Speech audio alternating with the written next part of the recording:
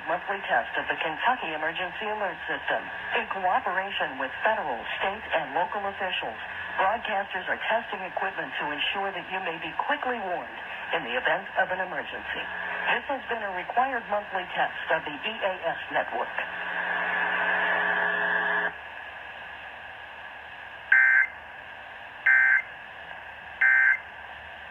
Your next